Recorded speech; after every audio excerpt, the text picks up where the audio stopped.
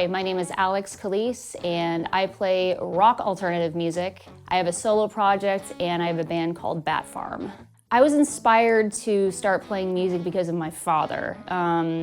He would always play the guitar for my brother and I when we were growing up, and I thought it was the coolest thing in the world when he would play like Michelle by the Beatles or the James Bond theme, and I wanted to be just like him, so this is my way of saying, thanks, Dad. I was inspired to play music just because it's in my blood and bones. The entire Calise side of my family has always been very musical. I had a great aunt that was a classically trained violinist, and I had another grandfather who was a multi-instrumentalist and a luthier. So it's just kind of in our genetic makeup. It just makes sense that I became a musician too.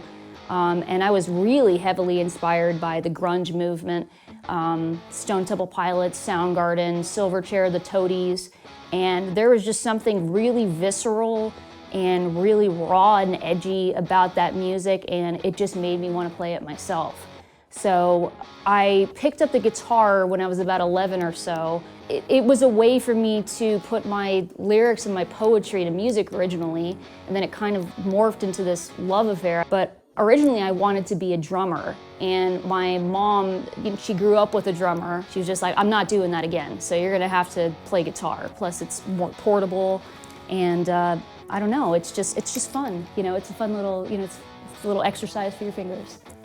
I think that there are a lot of people killing it right now behind the scenes and, kind of at the forefront too. I have a lot of respect for women like Lizzy Hale. They're just up there killing it.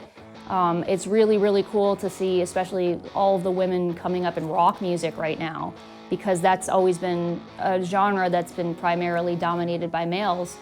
For many, many years, especially early on in my career, everybody was always telling me, put down the guitar and, just sing. And I believe it was in 2018 or so that Fender commissioned a survey amongst new guitar players, and they found that about 50% of them were women.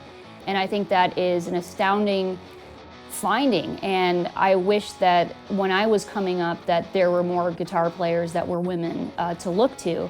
I mean, there weren't very many, maybe like Nancy Wilson and Joan Jett, and that's who I would always be compared to because there weren't other women to compare myself to.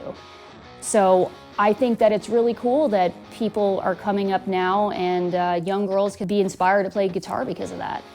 I'm really inspired by Nancy Wilson, who I just photographed for Rock and Roll Fantasy Camp, and seeing her play the opening of Barracuda, I was just like, this is such a complicated part that nobody really thinks about. She was just a phenomenal, criminally underrated guitar player. So there's her, Lizzy Hale, a great guitar player, Tash Sultana. There's so many. So it's amazing, just this renaissance of new female guitar players coming up now. Someone who actually has been inspiring me the past few years even has been Whitmore. I think it's really, really cool what she's doing with the Women in Music Network, and she has been instrumental in my music business career because I've worked for a variety of different companies like Guitar World, Positive Grid, GHS, Roswell Pro Audio. She got me my start at Guitar World, and that has been amazing. I'm currently a brand ambassador for them. I'm doing hosting for them, so I have her to thank for a lot of that. Her business partner, Bonnie Galanter, has always been great to me, and same with her. They're real champions for women in music, and there's no competition with them. It's just they really want to have people rise up. I think that's amazing. I don't know if I'm necessarily treated differently as a female. I've always used it to my advantage, in that especially when I was coming up as an artist, it made me a little bit different. Especially the fact that not only did I sing, but I played guitar. A lot of people early on in my career, like managers, producers, would try to get me to put the guitar down, but I said no. I'm like, this is what I do. This is who I am. I don't think that being a woman in music is a handicap, and I also don't think that it's an excuse. I think at the end of the day, you gotta bring it. And I know I'm probably gonna get a lot of hate for saying that, but you have to bring it. It's just because you're a girl doesn't mean anything, and that goes both ways. At the end of the day, just show them what you got, whatever it may be. I would give women the same advice as I would give anybody else, especially if you're going to go into a business as erratic and freaking crazy as the music business. You better be in it for the love, because if you're not, you're going to be sorely disappointed. You could probably make a lot more money elsewhere and you know, have fewer gray hairs on your head. So you really have to do this because you love it and you love your instrument and you love art. Otherwise, go be an accountant. You'll probably have a lot less hassle. I'm using the platforms I have to inspire women in the industry just by being me. I'm unapologetically me, and maybe that is, I don't know, to my detriment. I don't subscribe to you know, what other people want me to be or expect me to be. I just put it out there. If you like it, great. If you don't, that's fine too. But you know, when I play on stage, I leave it all on the floor, man. I give everything like 110%, but I'm unapologetically who I am. And I think that more women should be that way. So as far as the gear that I use, first and foremost, I started off as a Fender girl. I was really into Fender Strats because I loved blues. And then eventually I got into Gibson. And I really just fell in love with Les Pauls and SGs because of the crunch and the sustain that they have.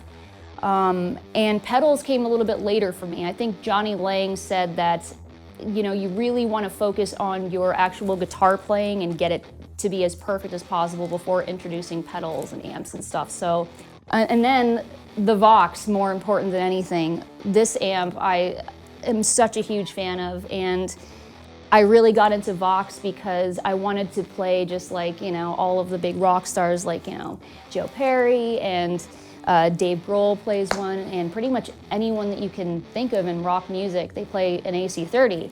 So I love VOX so much, and I've been playing an AC30 for so long that I even named my third record AC3, which is my initials after the AC30. And I had a friend commission the artwork for me, but this amp has been to hell and back with me. I've changed the tubes I don't know how many different times, and it's just a freaking workhorse. I mean, you can just kick the crap out of this thing and it'll still work. So my favorite features about the VOX AC30 that I have would be the natural amp distortion. Just a few minutes ago I was playing and I didn't really use too many of my pedals. The natural distortion, as crunchy and loud as it gets, it's still very defined. I also love the VOX tremolo because it's just naturally on the amp. You can't get that same sound from any other pedal on the market, and I just love it. Especially in recordings, it just has this really resonant sound to it, and yeah, you can't find it anywhere else. So as far as new music, I'm constantly writing music for film and TV especially. I do a lot of licensing music. I also have a band called Batfarm, and we are releasing a new single called 3, and we'll be releasing that in the upcoming months, so just make sure to check out all my socials.